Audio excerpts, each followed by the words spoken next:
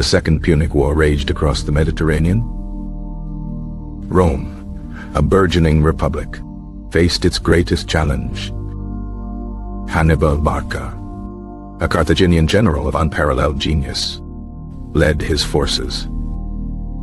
He had crossed the Alps, an audacious feat. His army, a diverse collection of mercenaries and veterans, descended into Italy. They had already inflicted 2 crushing defeats upon the Romans. Trebia and Lake Trasimene were bitter memories for the Republic. Rome was desperate to stop Hannibal's advance. 2 consuls, Gaius Terentius Varro and Lucius Aemilius Paulus, commanded the largest army ever assembled by Rome. Their combined legions numbered over 80,000 men. They sought a decisive engagement. Hannibal, with fewer than 50,000 soldiers, understood their intent. He chose his ground carefully. The plains near Cannae, a small Apulian village, became the stage. It was August, and the summer sun beat down relentlessly. The dust rose in thick clouds from the marching feet. The Romans, confident in their numerical superiority, advanced. They formed their traditional dense maniples. Their strategy was simple: overwhelm the Carthaginian center. Hannibal observed their movements with a keen eye. He deployed his infantry in a unique crescent formation. The weaker Gallic and Iberian troops formed the bulging center. African veterans, his most reliable soldiers, anchored the flanks. These elite troops were held in reserve, hidden from immediate view. The Roman cavalry was positioned on the wings. The Carthaginian cavalry, under Hannibal, was superior in number and skill. They quickly routed the Roman horsemen. This left the Roman infantry exposed. The Roman legions pushed forward into the Carthaginian center. They believed they were breaking through. The Gallic and Iberian lines slowly gave ground. This was Hannibal's brilliant deception. The Roman soldiers pressed deeper into the trap. Their formation became increasingly compressed. They lost their ability to maneuver. The Carthaginian crescent began to invert. The flanks, composed of the African veterans, swung inward.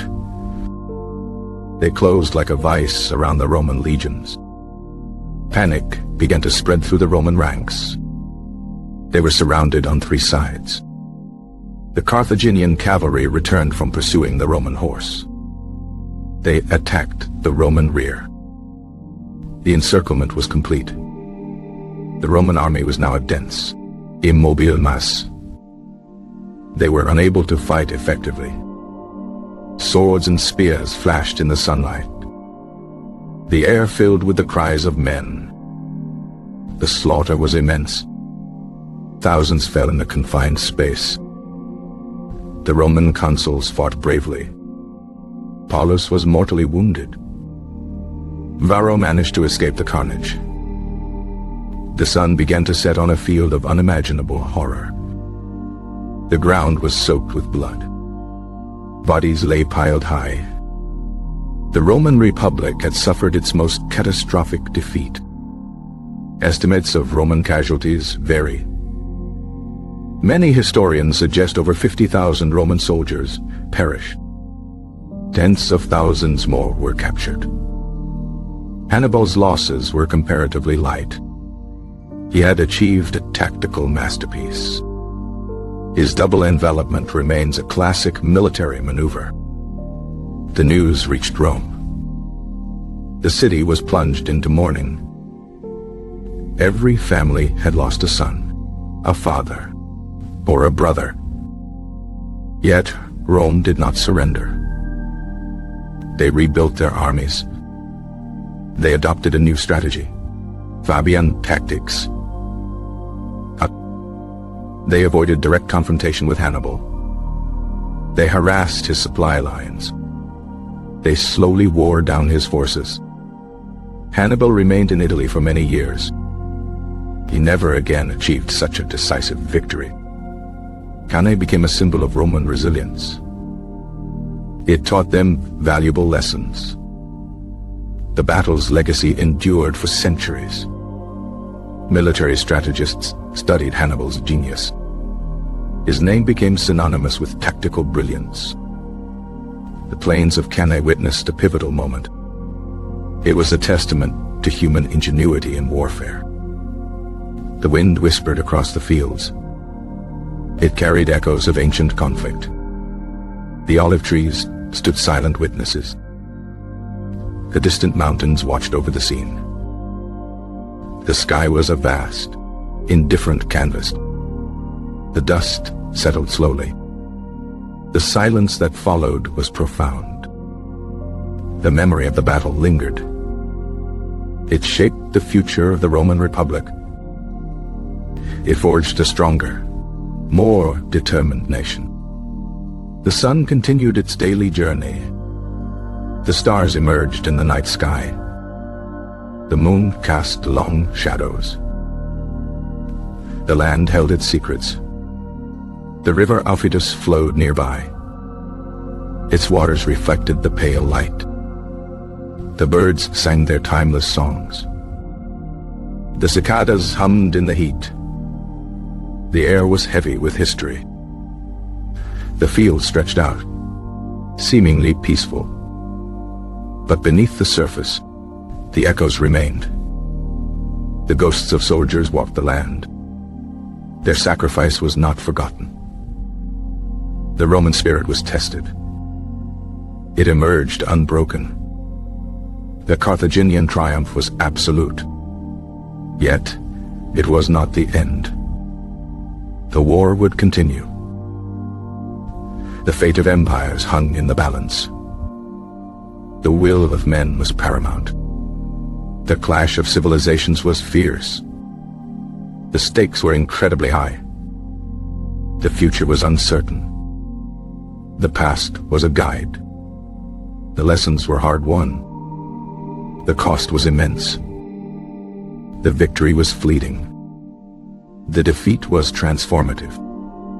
The world watched. The story unfolded. The legend grew. The names lived on. The legacy was etched in time. The fields of Cannae whispered. They told a tale of genius. They spoke of sacrifice. They recounted resilience. They remembered a turning point. The sun rose again. A new day dawned. The world moved on. But the memory persisted. The battle was a scar. It was also a lesson. It was a moment of truth. It defined an era. It shaped destinies. It was a masterpiece of war. It was a tragedy of loss. It was a testament to courage. It was a monument to strategy. It was a dark day for Rome. It was a shining day for Carthage. It was a moment of despair. It was a moment of hope. It was a turning point. It was a beginning. It was an end. It was everything. It was nothing. It was history. It was now. The wind blew. The dust danced. The sun shone. The shadows lengthened. The night fell. The stars twinkled. The moon glowed. The cycle continued. The memory remained. The story was told. The lessons learned. The future built. The past remembered. The land endured. The river flowed. The trees stood. The sky watched. The silence spoke. The echoes resonated. The spirits lingered. The legacy lived. The Battle of Cannae. A name whispered through time. A moment frozen in history. A testament to human will.